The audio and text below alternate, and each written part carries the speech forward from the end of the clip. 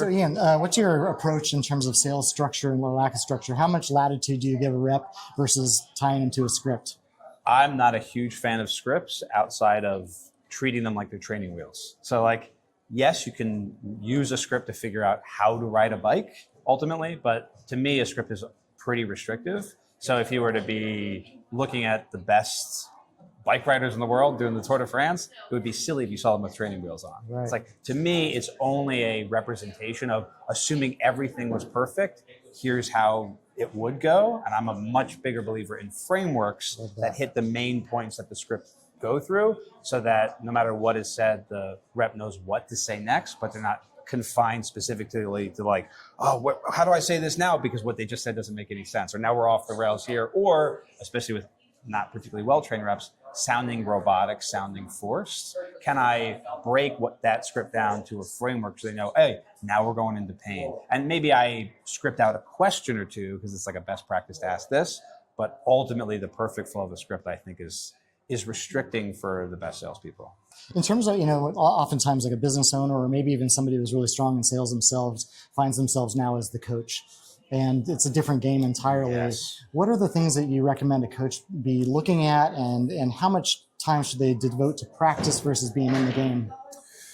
Oh, it's a complicated question. I mean, I am a huge believer in practice, though, and in role-playing practice, in practicing when revenue is not on the line. And so many business owners, because it's not fun to role-play with your reps, it's not fun to review their calls. You're like, I've already taught you this, why is it not going? That's why companies like ours exist, so we can take that off your plate, because ultimately the game is won by being precise in practice. Like, you don't get better at your free throws when you're in a game. Right. And if you wait to only try and improve when revenue is on the line, you're trying to treat the game like it's drills. So I'm a big believer in practice.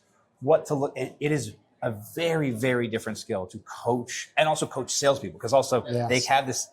Coaching is one thing, but coaching salespeople is a whole other thing too. Yeah. So that skill set is completely devoid from actually even being good at sales or being a good business owner. It's a really hard to find that overlap. That is our unique value proposition, that we're good at both those things. Yeah. So weirdly, probably the best advice I could give like a business owner who's not coaching his salespeople is also to have a level of humility and coachability on how to do that, because how you're thinking, I just told you to do this. Why is it not working? The way the message lands, specifically to someone who has a personality profile to be good at sales, especially where mostly it's commission, is going to be very different than maybe how it landed for you. Yeah. Or if it's the same, you're going to have them for 6 months before they leave you and go and compete against you. So like, there's this weird balance of understanding that you want someone who has a kind of entrepreneurial mindset, but not so much so that you have them for such a short period of time before they go and compete against you. So it's a weird balance, but ultimately the business owner needs to have a level of humility themselves and expect that the message will need to be delivered 10 times to actually be effective. Like, there's this one, like, it's this idea of, do you have kids? Yes. It's like, you can tell your kids like the same thing, but then the soccer coach says it. Totally different. Because there's that outside authority, now they're willing to listen.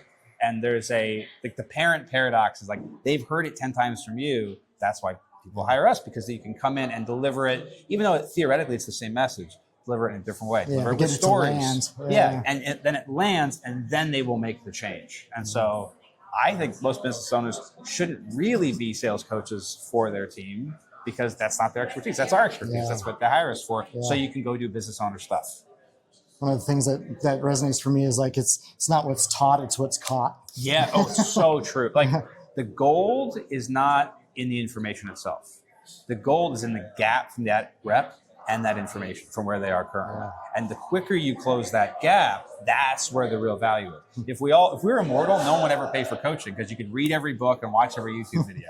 The speed with which we can close that gap for you so that you retain the information and then go out and apply it, that is what we want to focus on. Because the information itself, you can find that if it was the information, no one would be overweight, like everyone, no one would be in debt, like the bad debt. Everyone would just take action every day. Yeah, exactly. How that information lands is really where the gold is. Totally.